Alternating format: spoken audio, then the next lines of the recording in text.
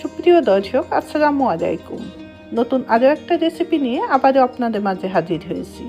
আমার আজকের রেসিপি রুটি পরোটা বানানোর ঝামেলা ছাড়াই কীভাবে খুবই মজাদার একটা এগ রোল তৈরি করবেন সেটাই আমি আপনাদেরকে করে দেখাবো। শীতের এই সকালে ঝটপট করে আপনারা কিন্তু বাচ্চাদের এই নাস্তাটা তৈরি করে দিতে পারেন। এগ রোল তৈরি করার জন্য আমি এখানে ডিম নিচ্ছি 2টা।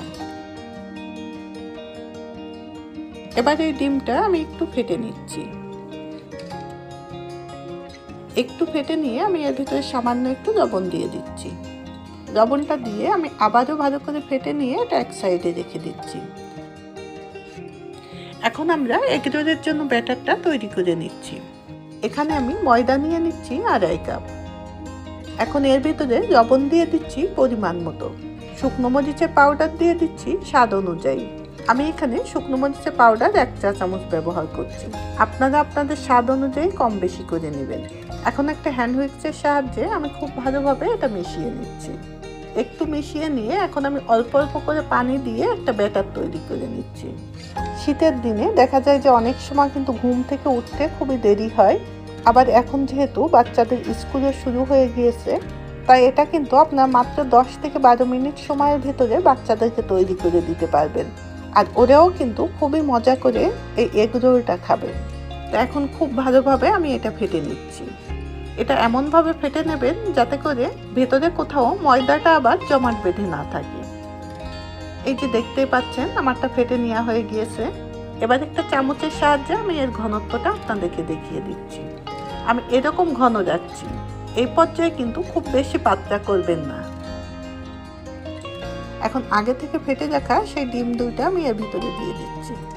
ডিমটা দিয়ে আমি এটা ভালোভাবে মিশিয়ে নিচ্ছি। এটা মিশিয়ে নিয়ে এবার এই ঘনত্বটা আমি আপনাদেরকে দেখিয়ে দিচ্ছি। এটা কিন্তু খুব বেশি ঘনও করা যাবে না, আবার একেবারে পাতলাও করা যাবে না। পাটিসাপটা পিঠা তৈরি করার ব্যাটারের মতো করে ঘন করে তৈরি করতে হবে। একটু উঠিয়ে আমি এই ঘনত্বটা আপনাদেরকে দেখিয়ে দিচ্ছি।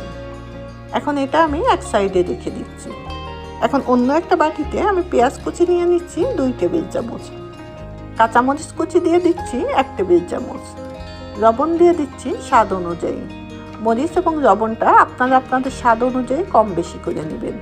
এবার এটা আমি খুব ভালোভাবে একটু মেখে নিচ্ছি। আমরা ডিম ভাজি করার জন্য যেভাবে পেঁয়াজ মরিচটা মেখে নিই, এটাও ঠিক সেভাবে করেই আমি মেখে নিচ্ছি। এবারে পেঁয়াজ মরিচের ভেতরে আমি আবারও 3টা ডিম দিয়ে দিচ্ছি। আর এই ডিমটা দিয়েও আমি খুব ভালোভাবে ফেটে নিচ্ছি।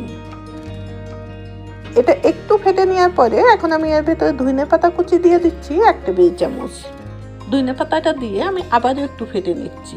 আপনারা চাইলে এর ভেতরে কিন্তু টমেটো কুচিটাও ব্যবহার করতে পারেন।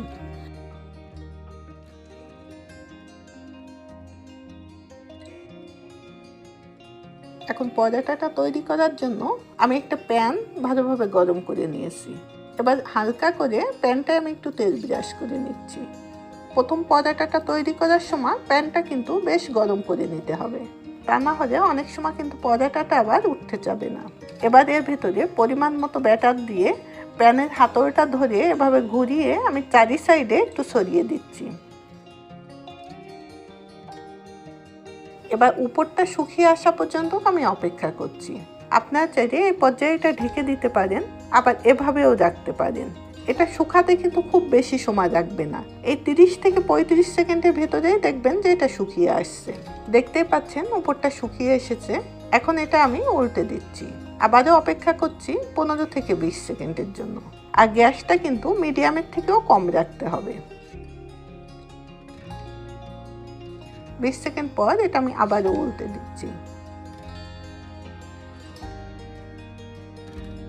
এখন এর ভিতরে আগে থেকে যে ডিমটা আমরা পেঁয়াজ মরিচ দিয়ে মাখিয়ে রাখছিলাম, তার থেকে পরিমাণ মতো ডিম আমি এর ভিতরে দিয়ে দিচ্ছি। ডিম কিন্তু একটু বেশি করে দিবেন। স্ক্রিনে দেখে নিশ্চয় বুঝতে পারছেন আমি কতটা ডিম দিয়েছি। এখন ঢাকনা দিয়ে ঢেকে দিচ্ছি 15 থেকে 20 সেকেন্ডের জন্য। ঢাকনা দিয়ে ঢেকে না দিলেও কিন্তু কোনো সমস্যা নাই। 15-20 সেকেন্ড পরে আমি এভাবে করে পরোটাটা আবার একটু উল্টে দিচ্ছি এবং অপর পাশটা হওয়ার জন্য আমি অপেক্ষা করছি আরও 20 থেকে 25 সেকেন্ড।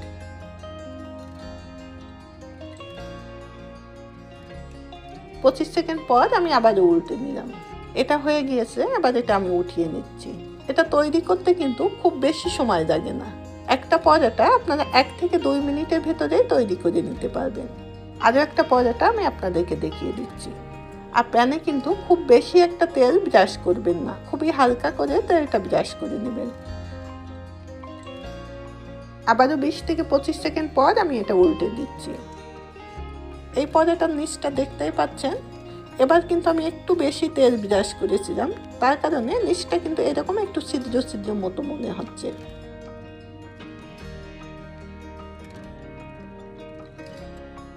আবারও পরিমাণ মতো ডিমের মিশ্রণ আমি এর ভেতরে দিয়ে দিচ্ছি এবং সেই একইভাবে হাতলটা ধরে আমি চারি সাইডে একটু ছড়িয়ে দিচ্ছি।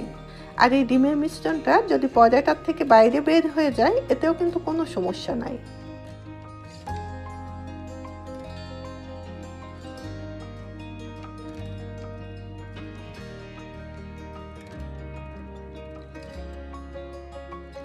আর আমার মতো যদি এরকম দেখেন প্যানের গায়ে ছড়িয়ে যাচ্ছে, তাহলে এটা এক জায়গায় গুছিয়ে পরোটার নিচে ঢুকিয়ে দিবেন।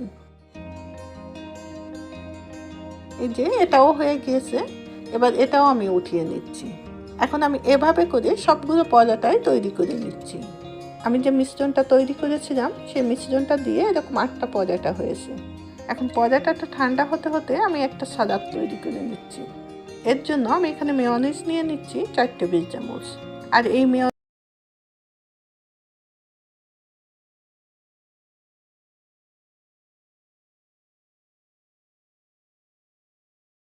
এখন এর ভেতরে টমেটো সস দিয়ে দিচ্ছি 3 টেবিল চামচ। আমি প্রথমে 2 টেবিল চামচ টমেটো সস এখানে দিয়েছি, তারপর আমার কাছে সসের পরিমাণটা কিছুটা কম মনে হয়, পরবর্তীতে আমি আরও 1 টেবিল চামচ সস এর ভিতরে দিয়েছি। এটা ভালোভাবে মিশিয়ে নিয়ে এখন এর ভিতরে ধনে পাতা কুচি দিয়ে দিচ্ছি 1 টেবিল চামচ, 1/3 কাপ। শসা কুচি দিয়ে দিচ্ছি 1/4 কাপ। তবে শসাটা কুচি করার পরে আপনারা চেপে একটু পানিটা ফেলে দিবেন। এখানে কেউ চাইলে টমেটো কুচিটাও ব্যবহার করতে পারেন, তবে সেক্ষেত্রেও টমেটোটা চেপে পানিটা একটু ফেলে দিবেন। কাঁচামরিচ কুচি দিয়ে দিচ্ছি 1 টেবিল চামচ। কেউ চাইলে কাঁচামরিচের পরিবর্তে এখানে গোলমরিচের পাউডারটাও ব্যবহার করতে পারবেন। এখানে আমি কোনো প্রকার লবণ ব্যবহার করিনি। সস এবং মেয়োনিজে কিন্তু কিছুটা লবণ দেওয়া থাকে, তাই প্রথম দিকে আপনারা লবণটা ব্যবহার করবেন না। এটা মিশানোর পরে যদি মনে হয় যে লবণ কম আছে, তাহলে কিছুটা লবণ এখানে ব্যবহার করতে পারেন। এখন এটা আমি এক সাইডে রেখে দিচ্ছি। এবার পরোটাটা আমি সাজিয়ে নিচ্ছি। আজকে আমার বাসায় ফয়েল পেপার কিংবা পার্চমেন্ট পেপার কোনোটাই নাই, তাই আমি টিস্যু দিয়েই আপনাদেরটা তৈরি করে দেখাচ্ছি। একটা পরোটা আমি এই টিস্যুর উপরে নিয়ে নিচ্ছি, তবে টিস্যুর কিছু অংশ কিন্তু পরোটার থেকে একটু বাইরে রাখতে হবে। এখন আগে থেকে তৈরি করে রাখা সেই সালাদটা আমি এর উপরে দিয়ে দিচ্ছি, তবে এটা একটু বেশি করে দিবেন। এটা যত বেশি দেওয়া হবে স্বাদটা কিন্তু ততটা ভালো আসবে। অনেক সময় কিন্তু আমাদের বাসায় ফয়েল পেপার কিংবা পার্চমেন্ট পেপার কোনোটাই থাকে না, তখন কিন্তু আপনারা এরকম কিচেন টিস্যুর সাহায্যেও এটা তৈরি করে নিতে পারবেন। আর স্ক্রিনে দেখে নিশ্চয়ই বুঝে নিয়েছেন আমি কিভাবে এটা ভাঁজ করে নিলাম। ঠিক সেই একইভাবে এই টিস্যুটা দিয়ে এটা এভাবে পেঁচিয়ে নিতে হবে।